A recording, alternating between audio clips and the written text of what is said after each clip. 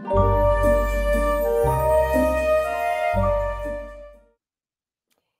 bonsoir petits et grands sorciers et sorcières, j'espère que vous allez bien. Bienvenue sur votre chaîne préférée Nature au Mystique pour les jeudis comptés du Calice au Christo. Alors vous savez qu'on a commencé déjà depuis quelques semaines les aventures de Rosie. Ce soir, ça n'est une toute courte. Je ne sais pas si vous vous souvenez que une des dernières fois où je suis allée rencontrer Rosie aux abords de Bussac-la-Forêt, de sa forêt magique à elle, elle m'avait donné un petit pot avec une drôle de substance à l'intérieur, sans me dire ce que c'était, mis à part qu'il y avait écrit Pâquerette. Donc ce soir, vous allez en savoir un petit peu plus. Cric-crac, l'histoire sort de mon sac. Enfin, le beau temps était revenu sur Bussac-la-Forêt et les alentours. Les parfums de l'été se mélangeaient avec le chant des oiseaux.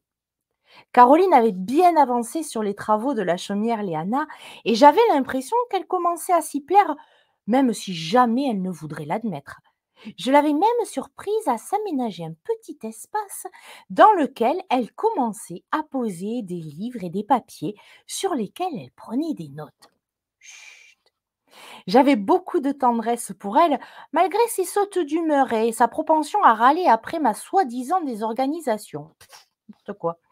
Je sentais pourtant que certains objets de la chaumière lui fichaient un peu la trouille, en particulier les tableaux. Alors elle vous en a un peu parlé déjà, ces tableaux qui lui fichaient un peu les chocottes. Et je n'avais pas voulu, moi, les décrocher du mur et ça l'embêtait beaucoup. En effet, j'espérais qu'en ayant sous les yeux, enfin sous les anses plutôt toute la journée, ces tableaux, Lorient finirait par se souvenir de Miligré, sa magicienne jaune. Vous vous souvenez que Lorient, le chaudron, eh ben, il a perdu la mémoire. Tous les jours, j'essayais de passer le voir et avec douceur lui poser des questions. Des bribes de mémoire semblaient lui revenir. Nous avons même essayé l'hypnose ensemble, pourtant ça marche bien, certains clients pourraient vous le dire. Durant les séances, il me racontait les rires, les fleurs, les potions odorantes. Il se souvenait parfaitement des recettes, de la chaleur du foyer, des parfums et des chants de Miligré. Il me racontait, des recettes. Il me raconta surtout une des recettes que chérissait Miligré à base de pâquerettes. Bien évidemment, ça fit tilt dans ma tête. Rosie Desmarais m'avait donné ce baume de pâquerettes sans me dire à quoi il servait, comme à son habitude. Nan cherche.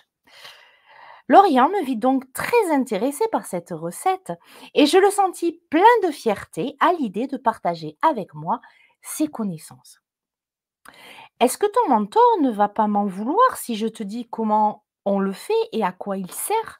Me demanda Lorient d'un air un peu anxieux. Tu sais, depuis que je la connais, Rosie Desmarais me laisse bien souvent découvrir par moi-même les secrets de la sorcellerie. Je crois que c'est un peu sa façon de m'enseigner, l'expérimentation et la recherche. Si tu le dis, alors déjà, le nom de Pâquerette, sais-tu d'où il vient? Non. Eh bien, ça n'est pas compliqué. Ce sont des fleurs qui poussent au moment de Pâques. Ce n'est pas plus sorcier que ça. Je restais ahurie de ne pas avoir réfléchi avant à cette évidence. Je restais songeuse en me souvenant des colliers de pâquerettes que je faisais à ma maman à la jolie saison. Vous en avez fait peut-être, vous aussi. You, Nan, tu es avec moi? Oui, pardon, Lorient, un petit coup de nostalgie. Alors, d'abord, évidemment, il faut aller cueillir les pâquerettes quand elles sont ouvertes. On n'utilise que les sommités fleuries pour le baume. Quand tu en as suffisamment, tu les étales au soleil sur un linge propre pour leur faire évacuer l'eau qu'elles contiennent. Et quand c'est fait, tu vas les mettre dans un pot en verre. Tu mettras une huile végétale sans trop d'odeur, façon huile d'amande douce. Et tu vas remplir ton pot et tu vas laisser le couvercle du pot juste posé dessus ou encore mieux, mettre juste un linge entouré d'un élastique. Il faudra que tu attendes 3 semaines d'exposition au soleil, c'est ce qu'on appelle la solarisation, en remuant de temps en temps. S'il fait trop chaud et que le soleil tape trop fort, tu devras mettre ton pot à l'abri un petit peu. Pendant les explications de Lorient, je notais les consignes sur le cahier que Rosie m'avait demandé expressément d'avoir toujours sur moi. Au bout de 3 semaines, il te faudra filtrer la préparation. Je t'invite à faire comme Miligré et rendre à la terre les têtes de pâquerettes qui t'auront servi en les remerciant. Il te faudra aller à l'épicerie tenue par monsieur le maire, tu sais, Hubert. Tu y trouveras de la cire d'abeille ramassée avec bienveillance. Il t'en faudra l'équivalent d'un quart par rapport à ton macérat huileux, l'espèce d'huile obtenue où on macérait les pâquerettes. Tu mettras à fondre doucement dans mon ventre l'huile et la cire jusqu'à obtenir un liquide bien émulsionné et quand ça sera prêt, tu pourras remplir de petits pots comme celui que t'a donné Rosie de la potion bien chaude. Miligré, rajoutez avant de fermer les pots 1 ou 2 gouttes d'huile essentielle de vitamine D parce que ça se conserve bien. Et puis tu sais bien que dans la chaumière, tu as oublié de mettre un frigo. Ah oui, c'est vrai, j'ai pas de frigo dans ma chaumière, dis donc. Avec la chaleur, les couvercles seront sertis et te voilà équipé pour plusieurs mois. Oh, super, merci Lorient. Mais à quoi ça va me servir? Tu es bien ignorante, Nan. Je ne suis pas ignorante. Je suis débutante. Mouais, une débutante de plus de 50 ans. Gni, gni, gni, gni, gni, gni. Voilà qui recommençait à être désagréable. C'est pas ma faute, moi, si on m'avait pas laissé faire, mon apprentissage en sorcellerie. Je suis pas allée à Poudlard, moi, mes parents, ils m'ont pas laissé faire ça. En plus, lui, il me dit que je suis vieille. Faudrait bien savoir quel âge il a, hein. Ça m'étonnerait qu'il soit plus jeune que moi. Ça l'arrange bien, tiens, ces trous de mémoire. Bon, Lorient, tu vas me dire à quoi va se servir ce baume, s'il te plaît? Le baume à la pâquerette remplace l'Arnica montana, entre autres.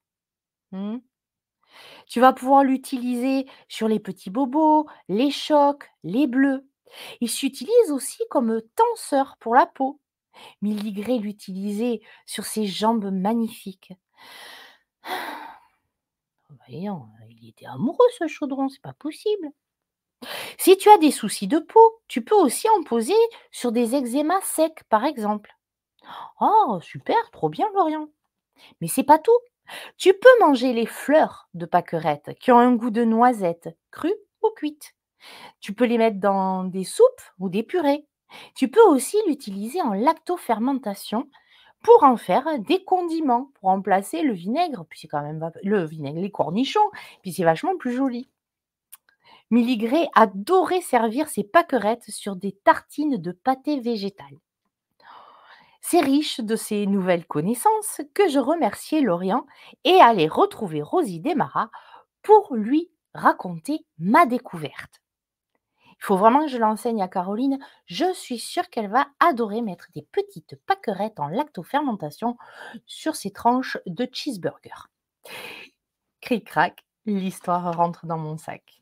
Je vous embrasse très fort. J'espère que cette histoire vous aura plu. Elle était un petit peu pédagogique. Voilà, on apprend à faire des trucs. Puis je vous invite, puisqu'on est encore à la saison, d'aller récupérer ces pâquerettes et pourquoi pas de créer vos petits baumes. N'oubliez pas, c'est un quart d'huile pour...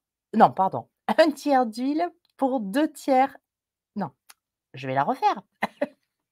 Non, toujours naturel, Nan, hein. Donc, on a 2 tiers d'huile pour 1 tiers de cire ou alors, si vous le voulez encore plus, moelleux, plus facile à appliquer, là, on va faire un quart de cire pour 3 quarts d'huile. 3 quarts, 3 quarts d'huile. Je vous invite à le tester. Alors, vous faites sur une petite quantité pour commencer et pourquoi pas, l'essayer et me dire ce que vous en pensez. Je vous embrasse très fort. Je vous demande en commentaire, de me dire si vous avez aimé cette histoire et je vous dis à la semaine prochaine. Partagez autour de vous. Il y a peut-être des gens qui pourront être intéressés. Vous savez, les, Gaston Lagaffe qui se cognent à tout moment, ça pourrait leur servir. Je vous embrasse très, très fort. Je vous dis à la semaine prochaine pour une nouvelle aventure de Rosie Desmarais.